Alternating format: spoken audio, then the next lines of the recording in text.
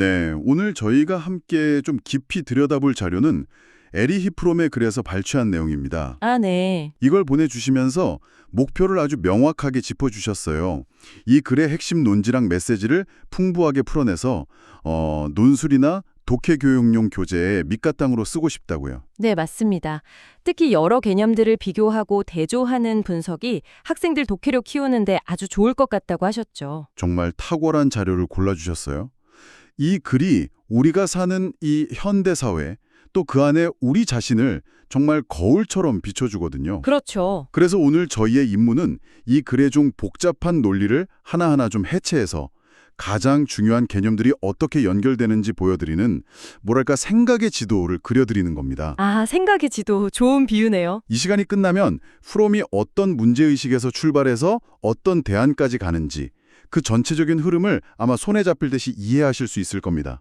자, 그럼 그 지도의 첫 부분부터 한번 펼쳐볼까요? 네, 좋습니다. 프롬의 분석은 사회적 성격이라는 아주 흥미로운 개념에서 시작돼요. 네. 이게 뭐냐면 한 사회 구성원 대다수가 공통적으로 갖게 되는 일종의 성격의 틀 같은 건데요. 개인의 심리랑 사회의 경제 구조가 서로 영향을 주고받으면서 만들어진다고 하죠. 네, 바로 그 지정입니다. 이 사회적 성격 때문에 사람들이 사회가 기대하는 역할을 억지로 해야만 해서 하는 게 아니에요. 아, 그럼요. 자기가 정말 하고 싶어서 하게 만든다는 거죠. 사회가 원하는 걸 나도 원하게끔 내 마음속에 뭐랄까 욕망의 엔진을 달아주는 셈이에요. 와, 욕망의 엔진이라. 그래서 프롬이 이걸 사회를 안정적으로 유지하는 접착제라고 비유했군요. 맞습니다. 그런데 여기서 한 발 더 나아가요. 이 똑같은 에너지가 어떤 특별한 상황, 예를 들어 사회 구조랑 성격 사이에 심각한 불일치가 생기면요. 네. 기존 사회를 완전히 뒤엎어버리는 다이나마이트가 될 수도 있다고 경고합니다. 그 관계가 그냥 고정된 게 아니라 계속 움직인다는 거네요. 상호작용을 하는 거군요. 그렇죠. 한쪽이 변하면 다른 쪽도 반드시 변하는 거죠. 여기서 프롬이 아주 날카로운 역사적 통찰을 보여주잖아요. 많은 혁명가들이 정치나 경제 같은 구조만 바꾸면 사람 마음은 저절로 따라올 거라고 믿었는데 결과는 달랐죠. 네, 프랑스 대혁명이나 러시아 혁명처럼요. 맞습니다. 혁명으로 낡은 지배계급을 몰아냈는데 권력을 잡은 새로운 엘리트들의 사회적 성격이 이전 지배자들이랑 본질적으로 똑같았던 거예요. 아, 소유욕이나 지배욕 같은 것들이요? 네, 바로 그거죠. 그러니 결국 새로운 제도라는 틀 안에서 낡은 사회의 모습이 그대로 재현될 수밖에 없었다. 이런 분석입니다. 반대 시도도 마찬가지였다고 하죠. 네, 구조는 그대로 두고 사람 내면 의식이나 가치관만 바꾸려는 시도들요. 이것도 대부분 개인적인 깨달음에 머물거나 현실의 벽에 부딪혀 실패했고요. 결국 핵심은 구조와 인간. 둘 중 하나만 바꿔서는 진정한 변화를 이룰 수 없다. 둘은 함께 가야만 한다. 이거네요. 정확합니다. 그렇군요. 그렇다면 이 사회적 성격이 수행하는 기능이 또 있을까요? 사람들을 사회에 적응시키는 것 말고 좀 더 근본적인 역할이 있을 것 같은데요. 네, 프롬은 더 깊이 파고듭니다. 사회적 성격의 또 다른 핵심 기능은 인간의 내재적인 종교적 욕구를 충족시키는 것이라고 말해요. 아, 종교적 욕구요? 근데 여기서 주의할 점은 프롬이 말하는 종교는 우리가 흔히 생각하는 신이나 특정 교리를 믿는 그런 제도 종교만을 뜻하는 게 아니라는 겁니다. 아, 저도 그 부분이 굉장히 인상적이었어요. 프롬은 종교를 개인에게 지향의 틀과 헌신의 대상을 제공하는 집단적으로 공유된 사상 및 행동 체계라고 아주 폭넓게 정의하더라고요. 네, 지향의 틀은 세상을 이해하는 지도, 헌신의 대상은 삶의 목적지, 이렇게 비유할 수 있겠네요. 아주 정확한 비유입니다. 인간은 왜 이런 지도와 목적지가 반드시 필요할까? 프롬은 그 답을 인류의 진화 과정이라는 아주 거대한 그림 속에서 찾아요. 그 부분이 정말 재밌죠. 네, 인류라는 종이 진화 과정에서 동물적인 본능의 지배력은 최소화되고 이성적 사고를 하는 뇌, 특히 대뇌 심피질의 발달은 최대치에 이른 아주 특이한 지점에서 나타났다는 거예요. 그 결과 다른 동물들처럼 본능에 따라서 뭘 해야 할지 자동으로 알지 못하게 된 거군요. 그렇죠. 대신 뭘 할 수 있는지, 뭘 해야 하는지 스스로 생각하고 상상해야 하는 존재가 된 거죠. 정해진 길이 없는 광야에 홀로 던져진 느낌이랄까요? 바로 그겁니다. 그 불안과 혼동 속에서 살아남으려면 사라진 본능을 대신할 무언가가 절실히 필요했다는 거죠. 그게 바로 세상을 이해할 지도와 내 삶을 바칠 목표였다는 겁니다. 아, 이게 바로 인간이 가진 근원적인 종교적 욕구의 뿌리라는 게 프롬의 설명입니다. 그렇게 생각하니까 왜 돈이나 성공, 권력, 심지어 국가 같은 세속적인 가치에 사람들이 그토록 맹렬하게 헌신하는지 이해가 되네요. 네네. 그것들이 현대인들에게는 신을 대신하는 일종의 종교 역할을 하고 있었던 거군요. 바로 그겁니다. 그래서 프롬은 중요한 질문이 종교가 있나 없나가 아니라 어떤 종류의 종교인가? 라고 말하는 거고요. 그렇죠. 그 종교가 인간의 성장을 돕느냐 아니면 오히려 인간을 마비시키느냐 그게 핵심이라는 거죠. 맞습니다. 그리고 프롬은 현대 서구 사회가 겉으로는 기독교를 믿는다고 하지만 그 이면에 아주 다른 종교, 그러니까 숨겨진 신앙 체계가 작동하고 있다고 주장하잖아요. 네, 그걸 드러내기 위해서 아주 강력한 두 가지 인간 모델을 대조시키죠. 바로 이교도 영웅과 기독교 순교자입니다. 이 두 유형은 삶의 의미를 어디서 찾느냐에 따라 완전히 갈리죠. 이교도 영웅은 말 그대로 정복하고 이기고 파괴하고 더 많이 소유하는 데서 삶의 의미를 찾고요. 뭐 아킬레스나 알렉산더 대왕 같은 인물들이죠. 자부심, 권력, 명예, 승리 이게 최고의 가치인 겁니다. 반면에 기독교 순교자는 예수나 초기 기독교인들처럼 존재하는 것 자체, 그리고 나누고 베풀고 사랑하는 것에서 최고의 가치를 찾죠. 네, 프롬의 표현을 빌리자면 권력 없는 사랑의 영웅입니다. 이들은 무언가를 갖기 위해 싸우는 게 아니라 자신의 존재를 내어줌으로써 세상을 움직이죠. 프롬의 비판은 여기서부터 정말 날카로워져요. 서구 사회가 지난 수백 년간 겉으로는 기독교의 순교자 모델을 숭배하는 척했지만 실제로는 달랐다. 네, 실제 역사와 사람들 내면을 지배한 건 이교도 영웅의 가치였다는 겁니다. 끊임없는 정복전쟁, 식민지 착취, 현대사회의 무한 경쟁까지요. 그렇죠. 다른 사람을 이기고 더 강해지려는 욕망이 사회 전체를 움직여 왔다는 거죠.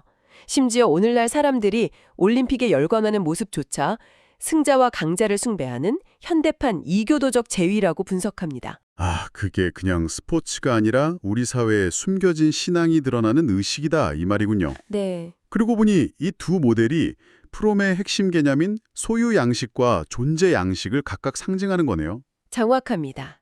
이교도 영웅은 소유 양식의 화신이고 순교자는 존재 양식의 화신인 셈이죠. 그리고 프롬의 진단은 명확하고요.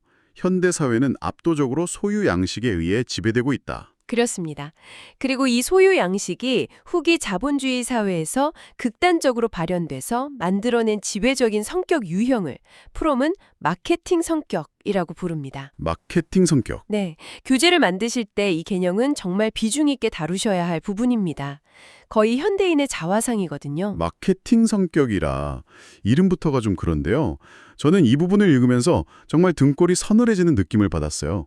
자기 자신을 하나의 상품으로 경환한다니요? 네. 자신의 가치를 인격 시장에서의 교환 가치로 판단하는 성격. 내가 뭘 잘하는지 같은 사용 가치는 부차적이고 오로지 내가 시장에서 얼마나 잘 팔릴까가 성공과 자존감까지 결정한다는 거잖아요. 네, 그래서 이 성격 유형의 가장 큰 특징은 확고한 자아나 정체성이 없다는 겁니다. 카멜레온처럼요? 맞아요. 그들의 무의식적인 좌우명은 나는 당신이 원하는 나입니다. 이거예요. 인기가 있으려면, 성공하려면 상황에 맞게 끊임없이 자신을 바꿔야 하죠. 일관된 자아는 거추장스러울 뿐입니다. 목표 자체가 있다기보다는 그냥 주어진 상황에서 가장 효율적으로 기능하는 것, 그 자체가 목표가 되어버린 사람들이군요. 그렇죠. 그러니 당연히 삶의 의미나 진리 같은 철학적, 종교적 질문에는 관심을 둘 여유가 없죠.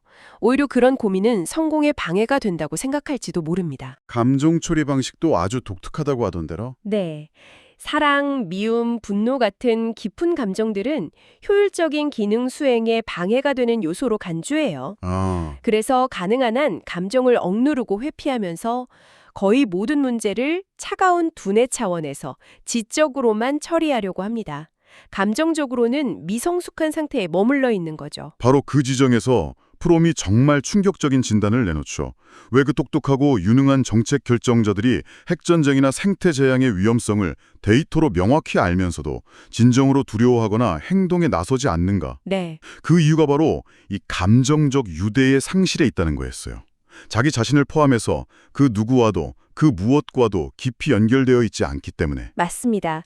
세상이 파괴되는 걸 머리로는 이해하지만 가슴으로는 느끼지 못한다는 분석이죠. 그 주장을 뒷받침하는 연구 결과도 있었죠. 네, 마이클 맥코비라는 학자가 미국의 유능한 대기업 경영진 250명을 심층 인터뷰했는데 결과가 놀라웠습니다. 어땠는데요? 연구 대상 중에 누군가를 깊이 사랑하는 사람은 단 한 명도 없었고요. 사물의 본질을 알기 위해 파고드는 깊은 과학적 관심을 가진 사람도 전무했습니다. 와, 지적 능력은 최고 수준인데 감정적, 철학적 차원에서는 거의 불모지에 가까운 전형적인 마케팅 성격의 모습을 보여주는 데이터였죠. 듣고 보니 정말 암울하게 느껴지네요. 모든 것이 상품이 되고 나 자신마저 시장에 내다 팔아야 하는 사회라니. 과연 희망이 있긴 한 걸까요? 아, 물론입니다. 프롬은 기관주의자가 아니었어요. 그는 변화가 가능하다고, 단 4가지 조건이 충족된다면 가능하다고 말합니다. 4가지 조건이요? 네, 이 4단계 구조가 아주 흥미롭게도 부처의 사성제나 마르크스의 혁명이론, 프로이트의 정신분석 치료 과정과도 놀랍도록 닮아 있어요. 인류의 위대한 치유의 문법을 따르고 있다는 거군요. 어떤 단계들인가요? 첫째, 우리가 지금 고통받고 있다는 사실을 스스로 인식해야 합니다. 불행하다는 걸 인정하는 게 시작이죠. 아, 일단 내 상태를 인정하는 것. 네, 둘째, 그 고통의 원인이 무엇인지 인식해야 합니다.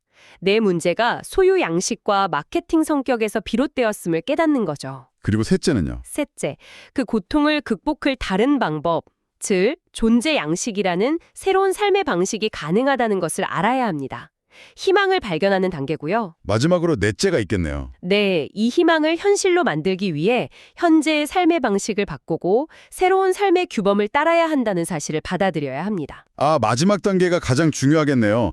머리로 아는 것만으로는 아무것도 바꾸지 않으니까요. 반드시 실천이 뒤따라야 한다는 거군요. 그렇습니다. 통찰은 시작일 뿐 실제 행동과 습관을 바꾸는 고통스러운 과정을 거쳐야만 진정한 변화가 일어난다고 봤습니다.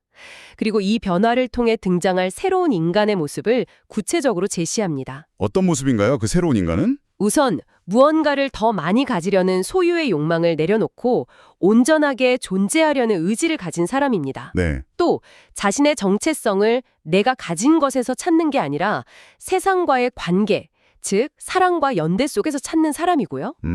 그리고 내면의 탐욕과 증오, 헛된 환상을 줄이기 위해 끊임없이 노력하며 자기 자신과 동료 인간들의 완전한 성장을 삶의 최고 목표로 삼는 사람.